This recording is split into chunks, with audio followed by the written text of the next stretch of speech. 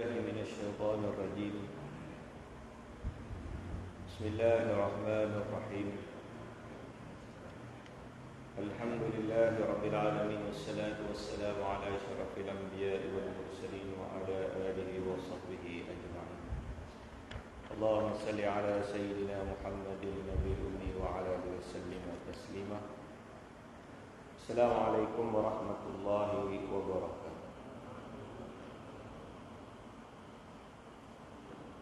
Jadi alhamdulillah tuan-tuan dan puan-puan yang dirahmati oleh Allah Subhanahu wa taala. Malam ini kita sambung semula pembacaan kita ini.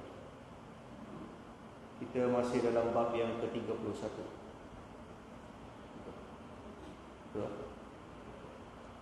Bab yang ke-31 ini adalah suatu bab yang datang untuk menyatakan tentang orang yang telah melupakan anggota keluarganya yang telah mati, tentang harapan dan tentang lupa akan kematian. Telah diriwayatkan oleh Abu Hadiyah alias Ibrahim ibni Hadiyah dari jalur Anas bin Malik radhiyallahu anhu. Kata Anas radhiyallahu anhu bahawa baginda Rasulullah sallallahu alaihi wasallam bersabda, sesungguhnya orang-orang yang menghantarkan jenazah itu ditunggui oleh malaikat ketika mereka masih bingung dan bersedih. Ketika telah memasukkan mayat di kuburnya, lalu mereka pulang, malaikat mengambil segenggam tanah lalu dilemparkan seraya berkata, pulanglah kalian ke rumah-rumah kalian. Mudah-mudahan Allah Subhanahu wa taala membuatkan kalian melupakan orang-orang yang mati di antara kalian. Mereka pun benar-benar melupakannya kerana sibuk dengan urusan jual beli mereka, sehingga seakan-akan mereka tidak mempunyai hubungan sama sekali dengan si mati. Hadis ini diriwayatkan oleh Imam Ad-Dailami. Kemudian diriwayatkan bahawa ketika Allah Subhanahu wa taala selesai mengusap punggung Adam alaihi salam, lalu keluarlah keturunannya.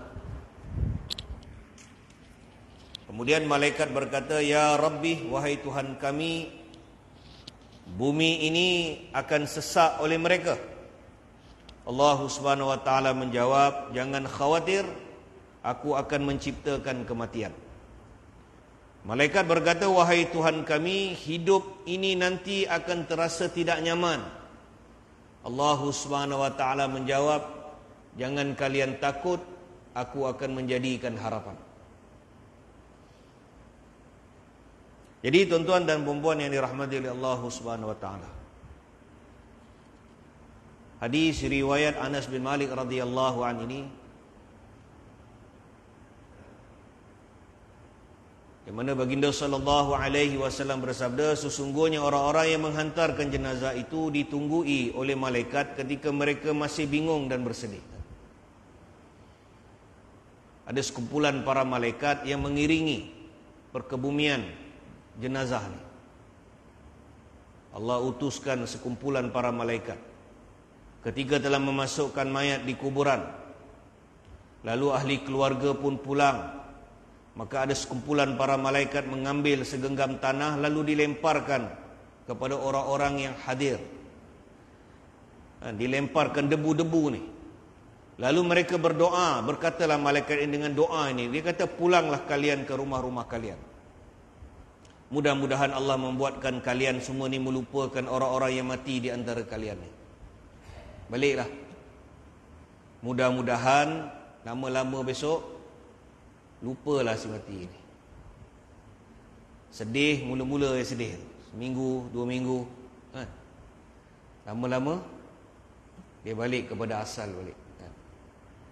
Selesai urusan faraid, masing-masing dah dapat bahagian masing-masing,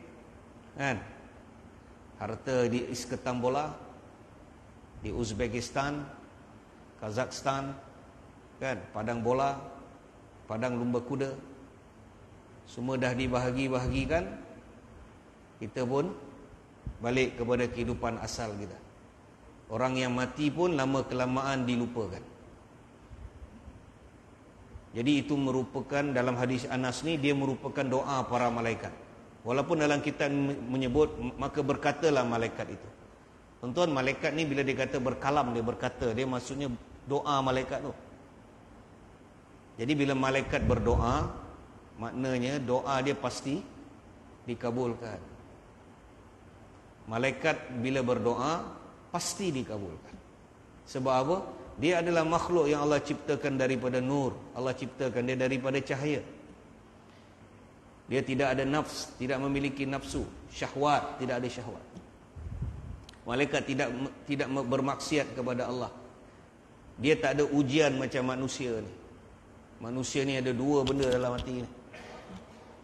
Dalam Allah bagi kita ketaatan, Allah letakkan nafsu, hari-hari berjuang. Hari-hari berjuang.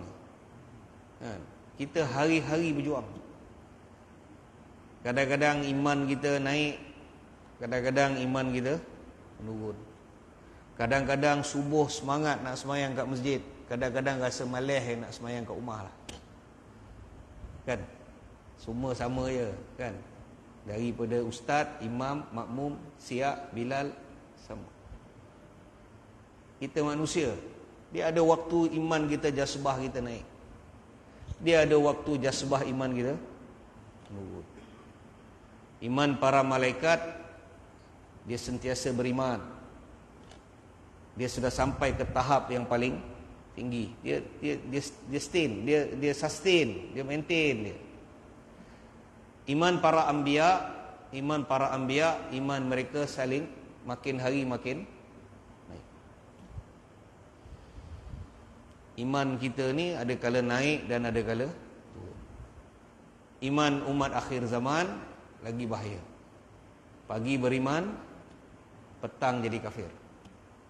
Nabi sebut dalam hadis, akhir zaman ni, iman umat akhir zaman ni ada kala mereka beriman di waktu pagi, tiba-tiba waktu petang jadi kafir. Petang dia beriman, besok pagi itu kafir dia. Kafir tu maksudnya, kata ulama tafsir, pagi itu nampak okey, petang bergulumang dengan maksiat. Bergulumang dengan maksiat. Kan petang kan nampak soleh sikit, petang nampak elok dah, besok pagi terlibat dengan maksiat. Jadi dia kehidupan macam tu, kan? Kadang-kadang kita jadi keliru, kan? Saya baru-baru ni ada orang cerita lah. Tapi benda tu taklah memeranjatkan saya lah. Mungkin tuan-tuan pun taklah terperanjat. Benda tu common lah. Dia naik kapal terbang. Dia naik kapal terbang daripada KLIA. Dia kata dia naik kapal terbang ke KLIA, dia nak ke Turki, Istanbul. Kalau saya tak silap dia naik MAS, Malaysian Airlines. Jadi ustaz juga ni. Ustaz juga. Dia naik flight, dia seorang nak ke Istanbul. Tiba-tiba dia tengok ada pasangan Arab muda. Bini pakai nikab, nampak mata elok dah tu dah. Tapi laki pakai seluar macam basketball lah. Tahu seluar basketball ni? Dia pakai seluar kontot ni, atas lutut ni. Seluar tu panjang, tapi bila dia duduk terbuka lah lutut dia. Dia pakai baju dia macam pemain basketball. Nampak ketiak tu. Jadi bini pakai nikah, pakai purdah, dah cantik tu. Laki pakai macam tu lah. Itu biasa tu kalau kita tengok kat pasangan Arab ni. Jadi dia naik kapal terbang, dia duduk dekat lah. Ustaz tu duduk sikit, dia duduk jauh. Bila datang pramugari tu, minta ambil menu tu, dia minta whisky. Dia minta whisky. Ustaz ni kata, saya terperanjat. saya nak cuba dengar betul dia minta whisky. Bila dia minta order whisky tu, ustaz tu kata dia dapat. Saya tak tahulah sekarang ni Mas Airline masih serve lagi ke, saya tak tahulah kan. Masih ada lagi ke kan. Tapi dia ceritalah. Jadi dia kata saya pun tengok, saya bangun. Saya pergi dekat dia, sebelah dekat lah, saya cakap Arab lah dengan dia. Saya beritahu dia, saya kata, hantar dia daripada mana? Dia kata dia daripada Saudi. Jadi ustaz ni kata, hantar Muslim ke? Aywa, dia kata. Ana Muslim. Ana bihubbin Nabi sallallahu alaihi wasallam. Aku sangat mencintai Nabi sallallahu alaihi wasallam. Orang Arab dia macam tu.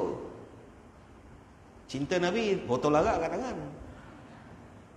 Tapi tak apa, bukanlah tak apa, maksudnya orang Arab dia macam tu. Dia bab Nabi sallallahu alaihi wasallam ni dia sangat mencintai Nabi. Walaupun botol arak dekat tangan kanan dia. Maknanya dia masih ada iman lagi lah. Kan? Dia masih ada. Tapi botol arak tu, jadi ustaz ni kata, dia kata engkau kata engkau Islam. Engkau kata engkau mencintai Nabi. Tapi kenapa kau minum arak? Terus dia bangun, dia tukar tempat duduk. Itulah beritahu dia. Ustaz ni kata, kau baguslah kau Islam. Dan kau kata kau mencintai Nabi. Baik pasal apa kau order arak? Terus dia bangun, kan? Jadi nak beritahu kan, umat iman, umat akhir zaman kan. Dia pagi dia boleh beriman, masuk petang kafir tu, petang dia boleh terlibat dengan kemaksiatan, maksiat kabirah. Jadi balik kepada riwayat ini, jadi Allah jadikan sekumpulan para malaikat ni, doa dia mustajab, makbul, sebab dia tak berdosa. Dia malaikat, dia tidak memiliki kemaksiatan. Itu sebab bila kita solat, saya beritahu minggu lepas tu, kita semayang, kita ada malaikat semayang dengan kita. Bila amin kita bertepatan dengan amin imam, bertepatan dengan amin para malaikat, maka semua dosa-dosa kita yang lalu digugurkan, diampunkan. Jadi rugilah kalau kita tak solat fardu berjemaah di masjid, rugi. Kalau kita dapat semayang, dapat jaga semayang jemaah ni, banyak fadilat dia. Salah satu daripada dia, kita dapat aminnya para malaikat. Amin para malaikat.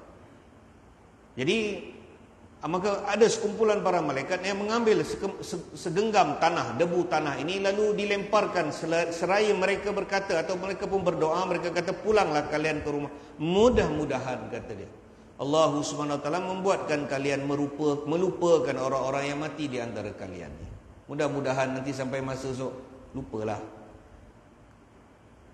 Mereka pun, kata Nabi sallallahu alaihi wasallam, mereka pun, mana orang-orang ahli keluarga yang mati ini, waris-waris dia, maka mereka pun apa orang kata, sedikit demi sedikit, lama-lama mereka pun melupakan, benar-benar melupakannya, kerana sibuk dengan urusan hidup, urusan jual beli mereka.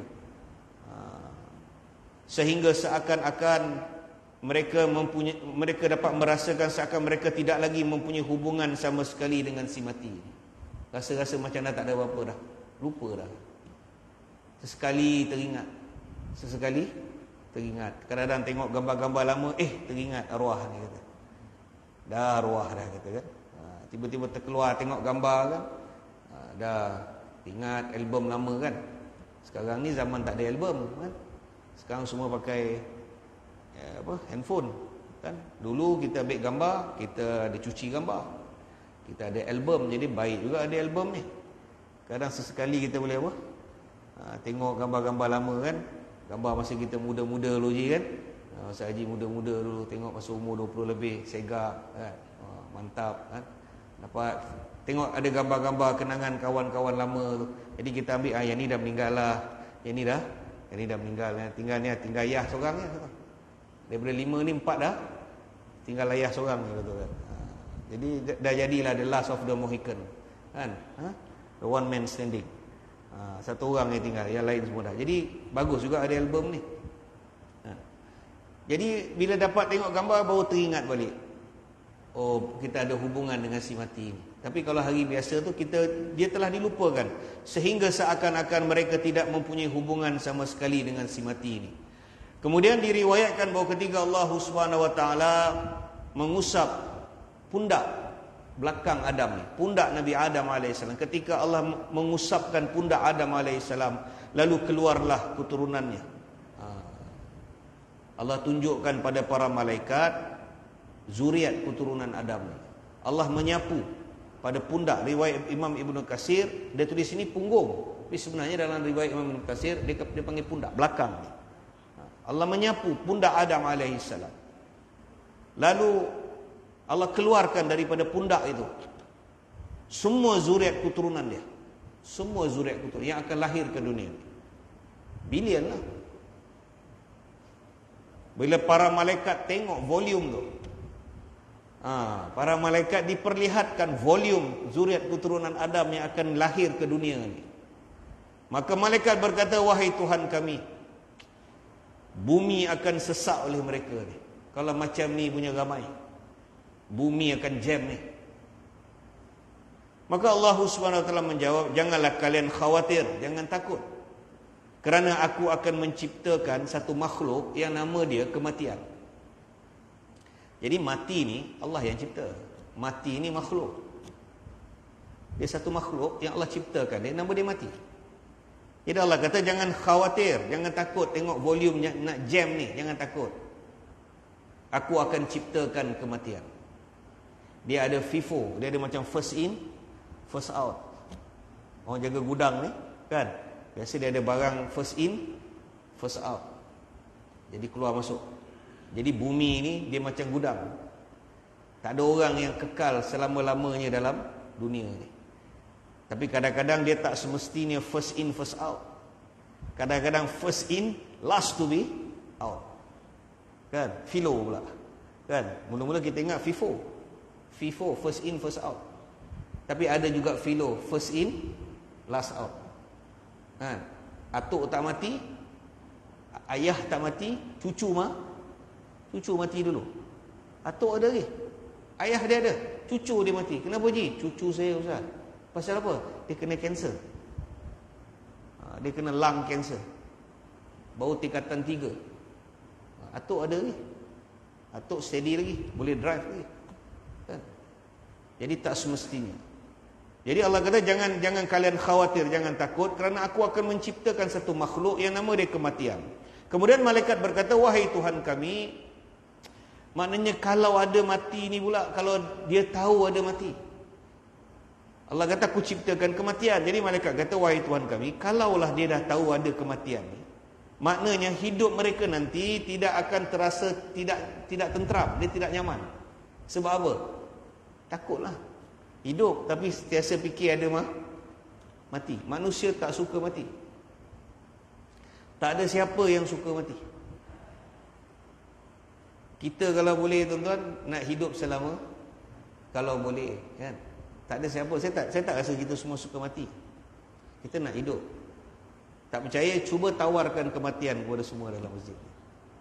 Cuba kita ditawarkan. Tuan-tuan ikhlaslah jawab dengan saya, kan? Kita jujur. Kalau malam ni kita ditawarkan, kita balik kan lepas main isyak kan, masuk bilik nak tidur, ada orang datang, Ji, balik lah. Tiba-tiba pukul 11, 12 ada orang ketuk pintu, beritahu kita, Ji, time's up. Dah cukup masa Ji, dah jom lah.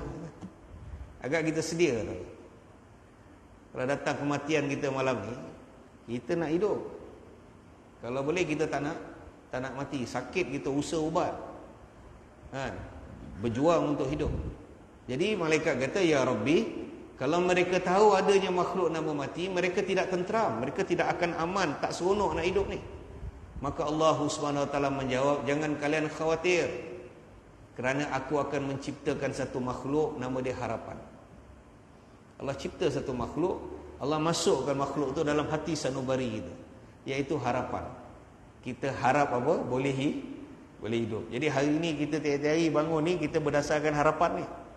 Kan? Kita harap insya-Allah besok masih ada. Kan?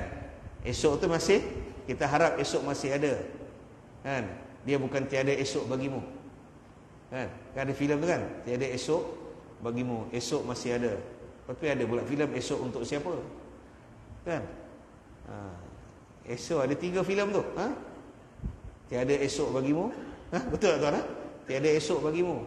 Esok masih ada. Esok masih ada. Esok untuk siapa? Jadi ada filem-filem nama tu. Jadi esok masih ada. Jadi kita ada harapan. Harapan untuk hidup. Dengan harapan itulah kita melalui kehidupan ni sampai satu masa tiba-tiba kita mati. Kita pun tak tahu hari itu kita nak. Ni maknanya orang yang normal lah tuan-tuan, orang yang normal. Melainkan orang yang dijatuhi hukuman gantung sampai itu memang dia dah tahulah. Itu memang dia confirm tahulah. Hari dia nak mati tu dia dah tahu. Sebab biasa kalau tak silap hari Jumaat panduan akhir akan digantung sampai mati hari Jumaat lepas sembahyang subuh. Kalau saya tak silap dia akan diberi tahu hari Isnin tu. Saya kalau tak silap hari Isnin tu dia akan dia bagi tahu tuan cik akan digantung hari Jumaat ni. Biasanya pagi Isnin tu dia akan dibawa lah masuk bilik pengarah penjara. Dia akan dibawa masuk bilik pengarah akan bacakan untuk dia. Beritahu encik ni kami akan laksanakan hukum hari Jumaat ni selepas sembahyang subuh. Encik ada apa-apa keterangan, barang ke apa, nak wasiat ke apa ke, dia tanyalah. Nak jumpa keluarga ke, nak jumpa mak, ayah, adik-beradik, isteri, nak jumpa, pihak penjara akan tunaikan hajat tu. Akan usaha untuk tunaikan hajat. Tapi biasanya sehari sebelum. Mana hari Khamis tu akan ada satu sesi lah. Petang, biasa petang kot. Satu sesi. Pagi atau petang wallah alam, tapi kena cek dengan pegawai penjara lah. Ada satu sesi. Biasa sesi tu memang tragik lah. Kali keluarga datang, isteri datang, itu datang. Meraung lah. Kan? Berpeluk-pelukan dan sebagainya, saling memaafkan, minta ampun dan sebagainya. Memang tragik lah. Kemudian dia akan diberi menu yang terakhir. Menu tak boleh lebih daripada RM7.50. Tak boleh lebih daripada 7, kalau saya tak silap tak boleh lebih daripada RM7.50. Cek balik tu. Ada dia punya, tak boleh. Dia nak makan biryani gam restoran negeri tak lepas. RM9. Biryani gam Oti Muhammad Senawang pun tak lopeh. Tak lopeh. RM7.50. Melainkan restoran Oti Muhammad tu kesian kat dia lah. Bagi juga, tak apalah kan. Kalau dia kata nak juga Oti Muhammad tu, tanyalah kan. Oti Muhammad kata tak apalah, saya bagi harga RM6.50. RM7.50. Dia boleh lah. Tapi menu tu mesti tak boleh lebih daripada RM7.50. Tu makanan terakhir dia malam tu. Tapi saya tanya tuan-tuan, boleh makan kau? Yo kita makan kau. Yo kita makan gitu. Tak boleh makan dia. Besok pagi pukul lepas subuh kita nak kena gantung. Tak boleh makan lah. Warden penjara tu beritahu, ustaz, hari Isnin kita bawa dia masuk bilik pengarah penjara, kita bagi tahu dia nak kena gantung hari Jumaat tu. Hari Isnin tu petang dia minum air dah meleleh lah. Dia minum air dah meleleh lah. Dia minum pun dia tak rasa air tu. Dulu masa hidup bukan main gedeber dia kan. Misai je nak. Panjang misai dia je. Habis misai. Kan? Samsing macam mana pun habis dah. Kan? Minum air pun leleh air. Jadi lepas Jumaat dia sepanjang minggu tu tak boleh. Kalau dia banduan yang beriman, dia solat, dia biasa dia akan habiskan masa dia di atas sejadah. Dia akan sungguh-sungguh mohon ampun dengan Allah. Biasanya pengalaman penjara mengatakan orang Islam, orang mukmin, orang Islam yang bertaubat, kebanyakan mereka ni kehidupan gantung dia tu, akhir gantung dia tu baik lah. Nampak Allah Ta'ala apa? Allah mudahkan. Tapi dia taubat dengan sungguh-sungguh lah kan? Dia bertaubat kepada Allah. Jadi melainkan banduan yang dihukum gantung, dia tahulah tarikh mati dia kan? Tapi orang biasa kita tak tahu. Jadi kita akan menjalani hidup ni dengan harapan, rasa kita boleh hidup lagi, panjang lagi. Tapi dalam menjalani dengan harapan tu, ada satu hari tu Allah mati kita. Tanpa kita sedar, hari itu adalah hari terakhir kita. Pagi itu adalah kopi yang terakhir kita minum.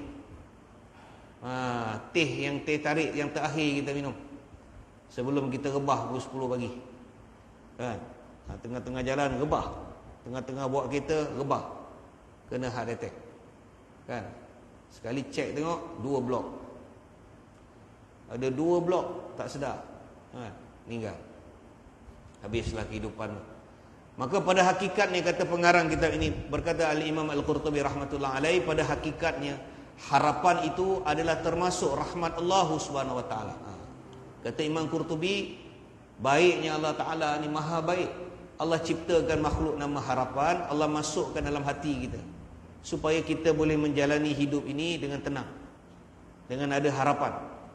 Jadi harapan adalah termasuk rahmat Allah yang kerananya orang dapat merancanakan kehidupannya, mengaturkan urusan-urusan hidup di dunia, memberikan semangat kepada orang yang sedang berkarya maupun orang yang sedang tekun beribadat.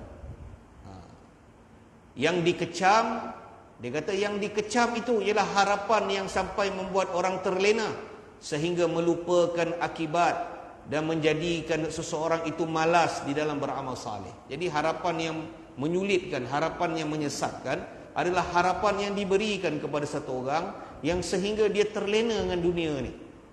Dan dia pun tak buat persiapan apa-apa. Dia rasa dia boleh hidup lama. Jadi tak ada apa-apa kot. Tak ada apa-apa. Umur dah mencencah 50 lah. Tapi dia rasa macam dia umur 25. Dia rasa dia muda. Kan ada orang macam tu. Tapi kita pun hairan sebab kita lalui hidup ni. Kita dapat merasakan ketika umur kita 15, 20 tahun dia lain kan tuan-tuan? Lain. Bila kita masuk 30 tu dia lain sikit.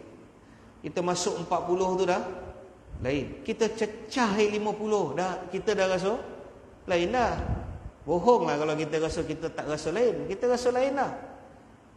Benda yang paling senang 50 ni kita dah tahu badan kita dah tak steady macam dulu. Dah tak steady. Kalau masa 20 lebih boleh bawa kereta long distance tak berhenti. Sekarang tak boleh. Cepat ngantuk.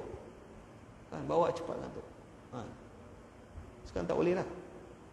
Kita bawa kereta, kita nak plan perjalanan kita, kita nak tengok tidur kita cukup tak, lepas tu kita tak tahan lama, lepas tu kita cepat mengantuk. Itu maknanya, itu kita punya sign. Kita punya badan dah tak seperti. Itu belum kita masuk 55. Itu belum kalau kita cecah 60. Ini secerita 50 je. Belum pencen tu. Belum pencen. Kalau dia servis, dia ada lagi 10 tahun. Dia baru masuk 50. Tapi tuan-tuan tahu tak, banyak orang sekarang minta pencen awal. Sebenarnya 60 tu pun dah tak boleh tahan lah. Kalau kerja kat jabatan ni, orang yang dah 56 ni pun dah tak efisien lah. Nampak saya kepala otak dia pun dah fikir nak pencen. Nak boncen lah dia. Dah tak tahan lah. Kalau boleh nak ambil pencen awal lah. Nak balik kampung, nak buat kebun ke apa sikit kan. Jadi 60 nak melepasi 60 tu hanya pilihan Allah Ta'ala aja dia boleh servis sampai 60 ni. Sebab saya rasa kalau dulu orang kerja kerajaan pencen 55. Betul je kan? 55. 53, 52 tu dah fikir nak tanam sawit dah. Kalau KR Sedar tu kan 50 dia dah cari tanah dah. Dia umur masuk 50 dia dah cari tanah dah. Dia cari tanah orang kampung yang patah kandar ni. Kan? Cari orang kampung yang patah kandar ni, agak-agak nak jual tanah ni. Kalau boleh tanah yang dah ada sawit sikit. Pokok dah besar sikit. Dia tengok orang tua tu mungkin waris tak ada apa, tak ada sakit itu ini cik. Kan? Nak jual ke? Kalau jual saya belilah, unding-unding dapat harga baik, dia tapau tanah orang tua. Dia belilah. Sebab apa? Dia dah plan. Masuk 55, daripada 50 sampai 55 tu ada 5 tahun lagi. Kalau dia replanting, dia tanam balik pokok, 4 tahun, 5 tahun dia dah keluar hasil lah. Jadi pencennya dia dah boleh apa? Ada upah orang, kan? Harvest pokok tu, kan? Keluarkan sawit. Jadi biasa 50 tu orang dah fikir nak keluar pada servis lah. Tapi kalau ada boleh kerja sampai 60 tu, sampai 56, 57 tu, dia dah fikir nak cabut je, kan? Jadi balik kepada riwayat orang yang punya harapan ini, maka yang dikecam itu adalah orang yang dia masih terlena dengan kehidupan dunia ni. Harapan yang diberikan kepada dia itu menyebabkan dia terlena sehingga dia melupakan akibat yang akan membuatkan dia malas untuk beramal saleh. Maksud dia dah masuk 50 pun dia tak fikir. Dia tak fikir dia tak fikir umur dia dah 50 ni. Dia tak fikir dia nak buat persiapan agak-agak berapa lama lagi dia boleh lalui hidup ni. Agak-agak boleh lepas ke 60 ni. Dia tak terfikir. Tapi sebab dia rasa dia memiliki harapan, tapi harapan itu menyesatkan dia. Harapannya itu tidak menjadikan dia tidak menjadikan dia beramal saleh, tapi harapan itu menyebabkan dia menunda-nunda amal dia. Dia kata tak apalah, lambat lagi, kan? Rasa boleh kot. Maka berkata Al-Imam Al-Hasan Al-Basri rahmatullah alaih, kata Imam Al-Hasan, lupa dan harapan adalah nikmat yang sangat besar yang dianugerahkan kepada manusia. Dua benda ni, lupa. Kata Imam Hasan Al-Basri, anak murid Sayyidina Ali, lupa dan harapan itu adalah nikmat yang sangat besar yang dianugerahkan kepada manusia. Tanpa kedua-duanya, kehidupan kaum muslimin akan terhenti. Kata Al-Hasan, kalau dua-dua ni tak ada, manusia punya kehidupan ni akan terhenti. Sebab apa? Kita sebenarnya sedar tak sedar kita pakai dua benda ni. Kan? Apa dia? Harapan dan lupa. Kadang Allah bagi kita lupa je, lupa mati. Lupa mati tu kita ada harapan, kita carry on hidup ni. Macam hari ni lah tuan-tuan.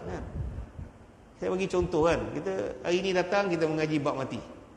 Hari ni kita datang masjid, saya pun baca bab mati, tuan-tuan pun dengar kuliah mati. Kita sama-sama aja. Hari ni kita mengaji bab mati, kita pun ingat pasal mati. Kan habis kuliah ni kan, kita pun balik kita lupa mati. Minggu depan kita datang, kita ingat mati balik. Kemudian kita keluar daripada masjid, kita lupa mati. Kita ingat mati, lupa mati, ingat mati, lupa mati, kemudian kita mati. Nampak? Kita belajar mati sekejap kita keluar. Saya pun ada urusan saya. Saya pun lupa. Minggu depan buka, tapi saya tiap-tiap malam buka kitab ni. Jadual saya penuh, kan? Saya tiap-tiap malam. Jadi tiap-tiap malam saya buka kan. Saya tiap-tiap malam adalah ingat. Kan? Tapi habis kuliah lupalah. Besok tu bangun pagi, urusan kerja, urusan dunia kita, urusan anak sekolah, pergi pasar itu ini. Kan malam kuliah balik. Kan lepas isyak kan kawan ajak minum teh kan, NKI tu kan. Kan minum teh, kan cerita masa tu borak lupa. Kan besok pagi bangun sembahyang subuh, kerja balik, kan. Jadi ingat mati, lupa mati, ingat mati, lupa mati, kemudian kita mati. Jadi kata Al-Imam Al-Hasan Al-Basri, dua benda ini nikmat yang besar yang anugerahkan kepada manusia. Tanpa keduanya, kehidupan kaum muslim itu akan terhenti. Sementara Mutarrif Ibni Abdillah rahmatullah alaih mengatakan, seandainya aku sampai tahu bilakah ajalku itu tiba, aku khawatir justru aku akan menjadi gila, kata dia. Kata Mutarrif rahmatullah alaih, kalaulah aku diberitahu bila ajal aku tiba, aku bimbang, aku akan jadi gila. Tapi memang betul, banyak dalam penjara yang dijatuhi hukuman mati sebelum mati gila. Banduan akhir ni, dia ada, kita malah cerita pasal banduan ni. Banduan akhir, dia ada sel, dia panggil sel banduan akhir. Dia tak bercampur dengan sel pesalah lain. Jadi bila dah sampai kan nak masuk ke kantung tu, dia memang ada sel dia. Ramai orang jadi gila. Melainkan yang Allah selamatkan adalah orang-orang. Ada satu warden, saya tengok satu temu bual, satu warden penjara India. Dia pegawai penjara India. Dia memang tukang tarik tali gantung tu. Dia tukang tarik jam tu. Dia panggil jam. Jadi bila orang kena gantung tu, dia ada papan tu kan. Dia papan. Sekali kalau papan tu turun tuan-tuan, dia punya berdentum tu, satu bangunan penjara dengar. Dia kata punya kuat dan jarang dengar bunyi tu. Bukan jarang apa, bukan hari-hari. Jadi kadang-kadang bila dia tarik jam tu, papan tu jatuh, berdentum kuat dia tu, satu penjara boleh dengar. Orang banduan ni kata, tak tahulah siapalah kena gantung ni. Itulah. Siapalah kena gantung tu. Sian keluarga dia. Jadi dia panggil jam. Jadi bila dia tarik dia punya tu, satu pegawai untuk tarik tali gantung ni pun, kalau saya tak silap, ada crown dia. Dia bukan sebarangan orang lah. Dia ada pangkat lah. Yang saya dia beritahu tu ada crown dia. Tapi orang dalam penjara dia tak tahu siapa tukang tarik tali gantung ni. Dia sulit. Dia macam rahsia lah. Jadi tukang gantung ni India, Hindu. Jadi dia beritahulah dalam temu bual tu, dia beritahu. Dia kata sepanjang saya jadi tukang, sepanjang saya buat kerja ni, dia kata yang saya lihat banduan yang paling tenang adalah banduan Muslim, orang Islam yang dia kuat sembahyang lah, dia cakap. dia nak bagi tahu dah bertaubat tu, dia tak tahulah sebut dah bertaubat. Dia kata kuat sembahyangnya. Banduan Muslim yang kuat sembahyang. Jadi sebenarnya banduan Muslim yang telah bertaubat. Dan bila dia bertaubat tu, dia bersungguhlah. Jadi warden yang ada crown ni, yang India ni, dia kata sepanjang dia round, kadang-kadang dia round sel tu, dia kata banduan yang dia tengok selalu atas sajadah ni, atas sembahyang punya tempat, orang Muslim sembahyangnya yang kuat sembahyang, setiap kali saya lalu dia sembahyang. Setiap kali saya lalu dia sembahyang tu, maksudnya dia duduk atas sajadah lah.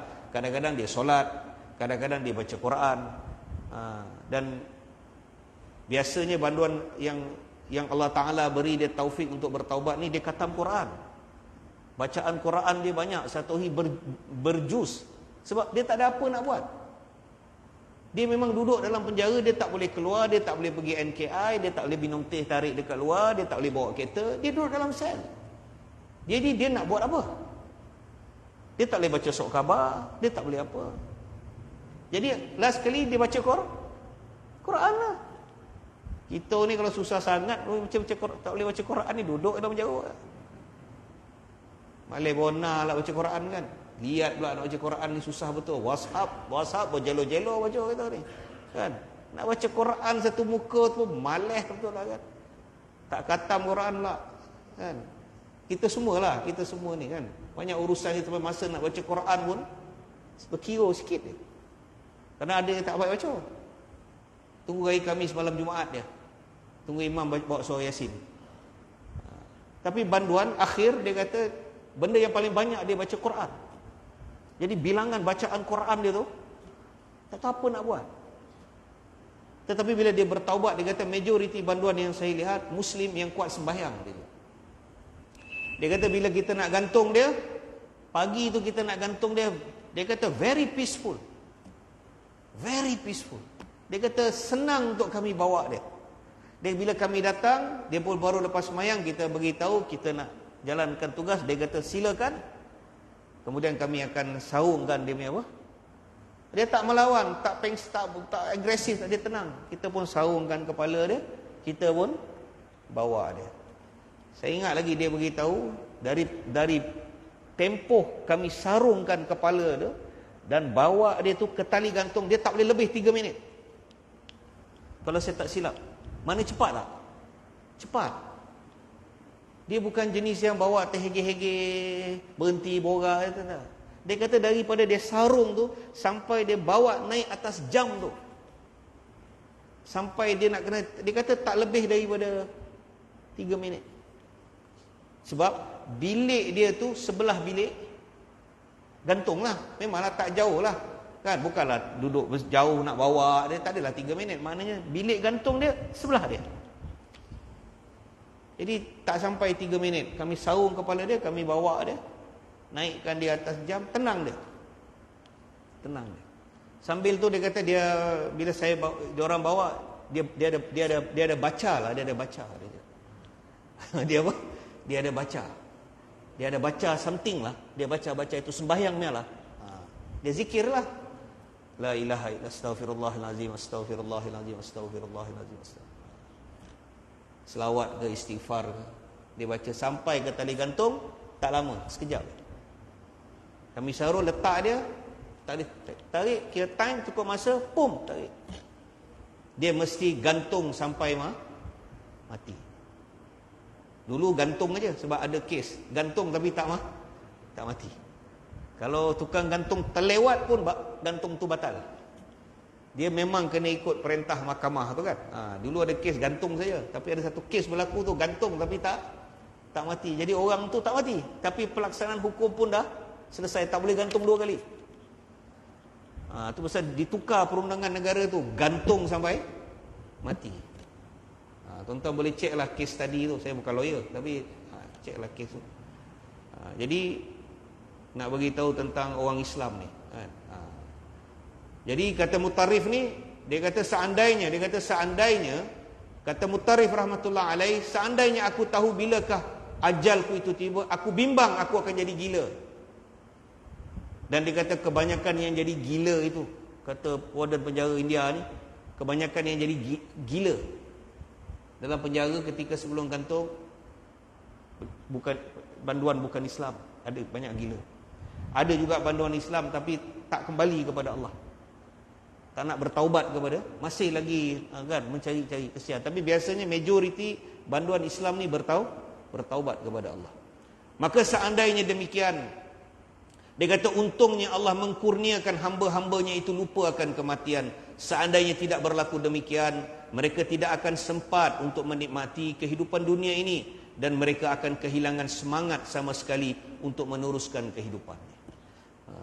Jadi berakhirlah bab ni, bab yang ke-31. Jadi insya-Allah kita akan sambung bab yang ke-32 ni pada minggu yang akan datang insya-Allah. A'udzubillahi minasyaitonirrajim. Bismillahirrahmanirrahim. Alhamdulillahi rabbil alamin, wassalatu wassalamu ala asyrafil anbiya'i wal mursalin wa ala alihi washabihi ajma'in. Allahumma salli ala sayyidina Muhammadin nabiyil ummi wa ala alihi wasallim taslima. Rabbana ighfir lana wa liwalidayn wa lil mu'minina yawma yaqumul hisab. Rabbirhamhuma kama rabbayana saghira. Rabbana atina fid dunya hasanah wa fil akhirati hasanah wa qina adzabannar. Wa sallallahu ala sayyidina Muhammadin nabiyil ummi wa ala alihi wa ashabihi wasallam. Subhana rabbika rabbil izzati amma yasifun. Wassalamun alal mursalin. Walhamdulillahi rabbil alamin. Assalamualaikum warahmatullahi wabarakatuh.